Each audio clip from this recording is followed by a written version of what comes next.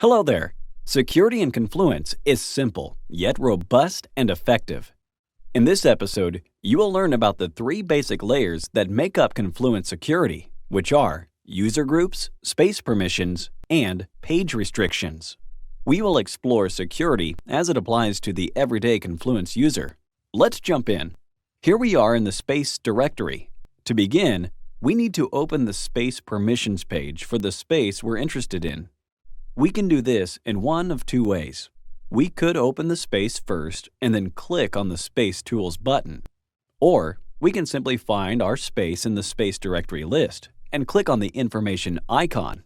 From Space Tools, click on the Permissions tab to open our permissions page. The permissions page shows what groups and individual users have permission to carry out various actions in this space, from simply being able to view the space to editing content. The Space Permissions page also contains a Restricted Pages tab. By clicking on this tab, we can see a list of pages in this space that have restrictions applied, if there are any.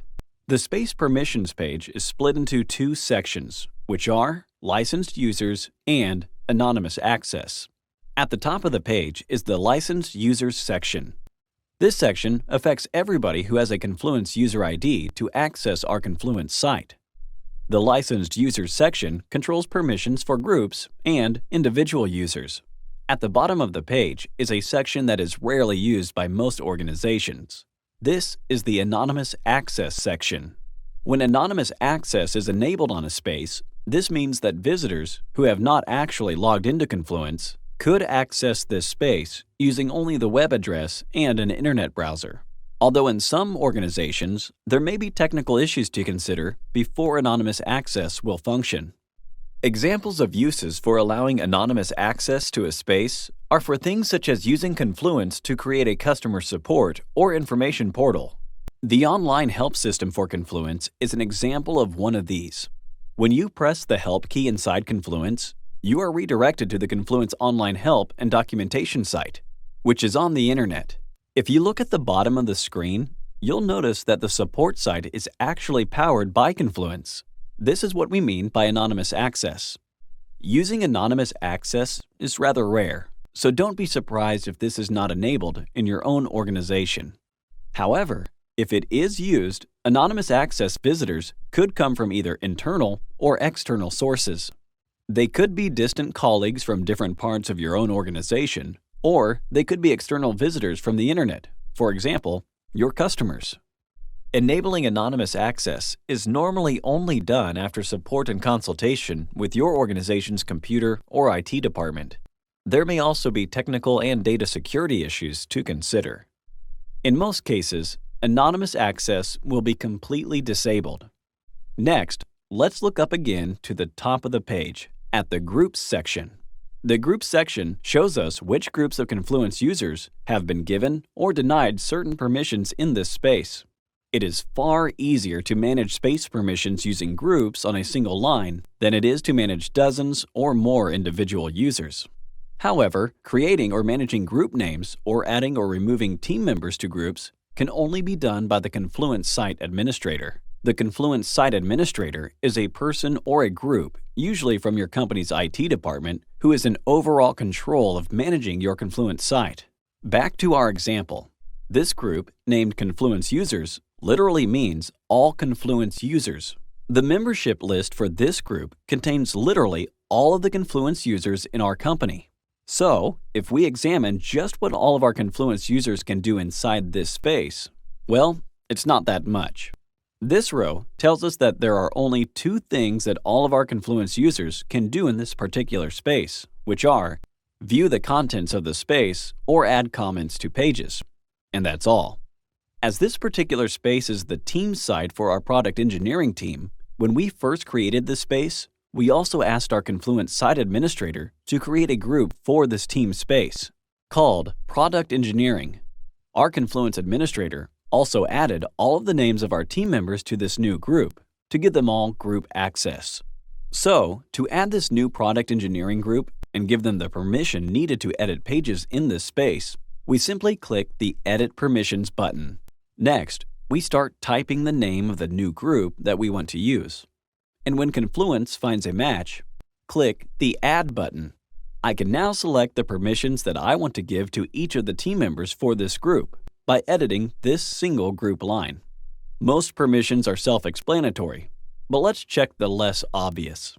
Where it says Restrictions, when checked, this gives the ability to place page restrictions on pages inside this space. We'll look at page restrictions at the end of this episode. The Mail permission gives permission to delete mail that might be attached to the space. The Space section can give permission to export the entire page contents of the space as a single PDF or a Microsoft Word formatted document. And finally, the Admin checkbox indicates whether this person or group is allowed space administration functions, which is what I'm actually doing now. A space administrator might also be a contact person for the space. They are usually a person with an in-depth knowledge about the contents or subject of the space, or the team who owns it. As we already have two space administrators shown in the individual users section, I'll leave admin blank for this group. Now, just hit the Save All button at the bottom of our page to save our changes. Now, let's look at the next level of security inside the space, which is page restrictions.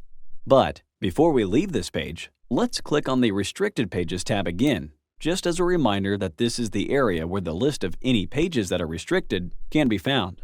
As we can see here, I already have a few pages that have been restricted in this space. If you or anyone else restricts pages inside the space, this is where the list of these pages can be found.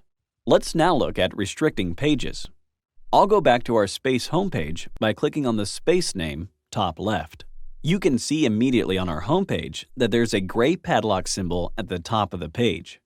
This padlock symbol can be found on top of every single page and blog post in Confluence. The padlock symbol is the page restrictions indicator. It has three possible settings. When the padlock symbol is gray and open, as it is here, this means there are no restrictions on this page. In other words, this page is unrestricted. However, if I browse through our page tree in the sidebar and open the Quantum page, we will notice that the padlock symbol at the top of this page is red and locked. This means there are restrictions applied to this page. The restrictions set for this page will always override the permissions set for the space itself. As we can see in the restrictions box, the Quantum page is restricted to the product engineering team and myself, Brian Richards, only. Confluence even informs us that everyone else has no access.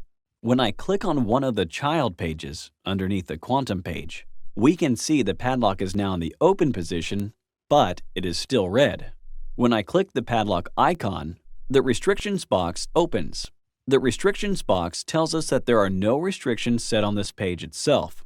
However, there are view restrictions that this page is inherited from a parent page. When I click on the link, it tells me that the parent page is indeed our Quantum page. This means that only members of the product engineering group, or myself, Brian Richards, have access to view this Quantum page or its small group of child pages. Child pages inherit any page restrictions that are set on the parent page, if there are any. This makes restricting groups of child pages really easy. Restricting a single parent page affects all the child pages nested underneath, which gives us only one page to manage. And that's us.